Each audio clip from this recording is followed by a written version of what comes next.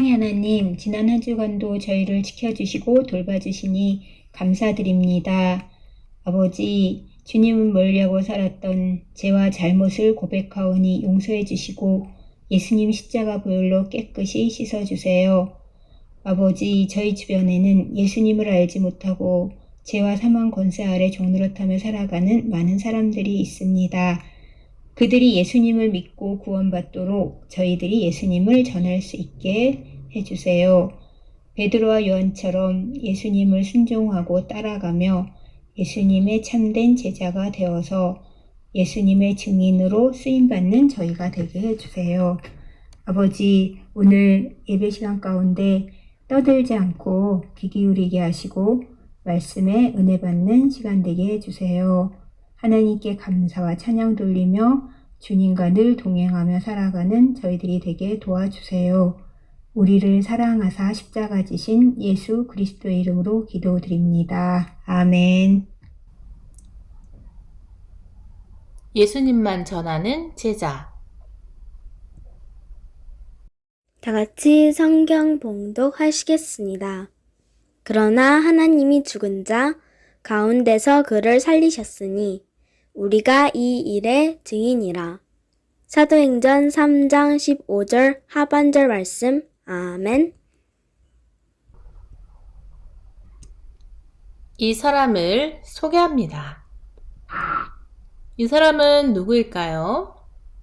저는 갈릴리 바다에서 물고기를 잡던 어부였어요. 그런데 어느 날 예수님이 저와 어부들을 찾아와 나를 따라오라고 말씀하셨죠. 저는 언제나 예수님의 가장 가까이에 머물렀기 때문에 예수님에게 최고로 완벽한 제자가 되고 싶었어요. 그렇지만 사실 돌이켜보면 저는 참 부끄러운 제자였어요. 저는 성격이 급하고 불같은 편이거든요. 저는 예수님이 십자가에 달리실 거라는 말씀을 들었을 때 그 말씀을 참지 못하고 왈칵 성을 내다가 예수님에게 꾸지람을 듣기도 했어요. 게다가 절대 예수님을 떠나지 않겠다고 큰 소리를 쳐놓고는 예수님을 3번이나 부인하는 잘못을 저질렀죠. 그럼에도 불구하고 예수님은 저를 끝까지 품어주셨어요. 부활하신 예수님을 만난 저는 완전히 새로운 사람이 되었어요. 저는 평생 예수님만 전하며 살 거예요. 이 사람이 누구인지 눈치챘어요? 네, 바로 예수님의 제자 베드로예요. 오늘 말씀에는 예수님의 진정한 증인이 된 베드로가 많은 사람 앞에 서 있어요. 과연 무슨 일인지 그 현장으로 한번 따라가 봐요. 걷지 못하던 그 사람이 일어났다는 게 정말이야?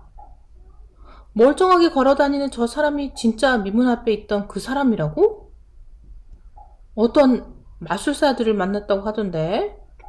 사람들이 웅성거리는 이곳은 솔로몬 행각이에요. 솔로몬 행각은 벽 없이 기둥과 지붕으로만 만들어져 있어요. 이곳에서 랍비, 즉 유대교의 율법 선생들이 종종 제자들을 가르쳤답니다. 그런데 오늘 수많은 사람이 모인 이곳에 서 있는 이 사람은 랍비가 아니었어요.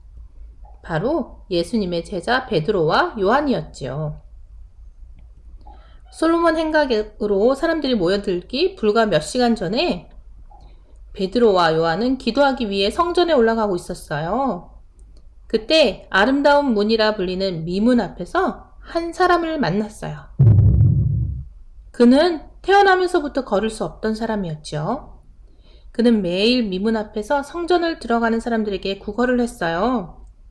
베드로와 요한이 미문 앞에 다다랐을 때도 그는 어김없이 두 사람에게 구걸했지요. 한 푼만 주세요. 저 좀 도와주세요. 베드로는 그에게 우리를 보시오 라고 말했어요. 그는 혹시 돈이나 먹을 것을 얻을 수 있을까 기대하며 베드로와 요한을 쳐다보았어요. 그러나 베드로는 이렇게 말했어요. 당신이 원하는 은과 금은 내게 없습니다. 하지만 내게 있는 것을 그대에게 주겠습니다.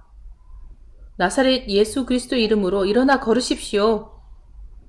그리고는 그의 손을 잡아 일으켜 주었어요.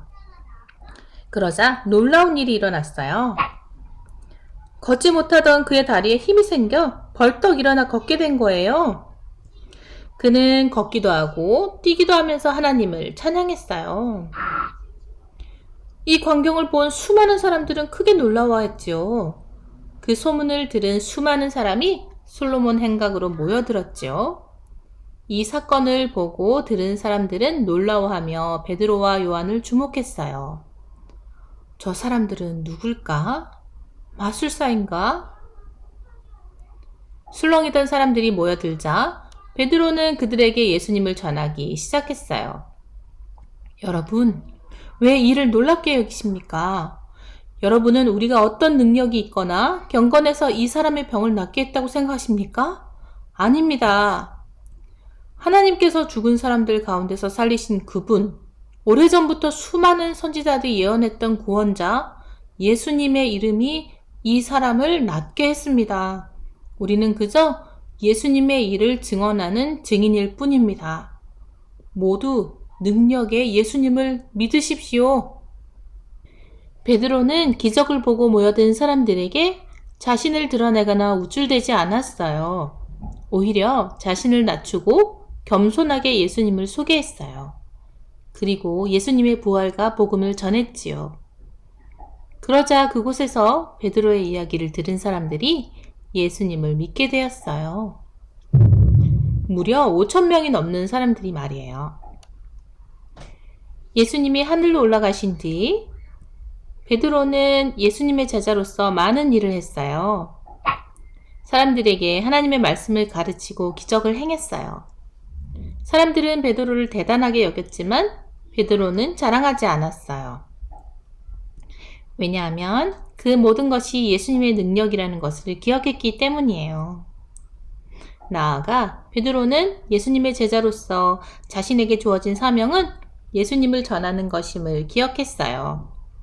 이렇게 많은 사람을 예수님에게로 인도한 베드로는 예수님의 진정한 제자예요. 예수님을 믿고 따르는 우리는 모두 예수님의 제자예요.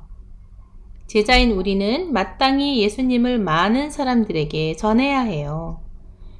예수님을 전하는 방법에는 여러 가지가 있어요. 먼저는 베드로처럼 직접 예수님에 대한 이야기를 들려줄 수 있어요. 예수님은 우리를 사랑하시는 분이야. 그리고 우리 죄를 용서해 주시는 분이야. 누구든지 예수님을 믿으면 영원한 생명을 얻을 수 있어. 그리고 예수님에게 인도할 수 있어요. 이번 주에 우리 교회에서 예배 드리지 않을래? 마지막으로 행동으로도 예수님을 전할 수 있어요.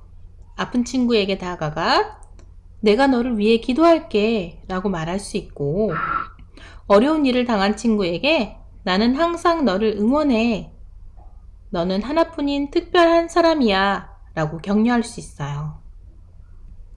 예수님의 말씀대로 먼저 사랑하고 배려하고 위로하는 것이 곧 예수님을 전하는 방법이랍니다. 여러분의 용기 있는 말 한마디, 행동 하나하나가 놀라운 기적의 시작이에요. 사랑하는 여러분, 모두가 예수님을 전하는 멋진 증인, 멋진 제자가 되기를 바라요.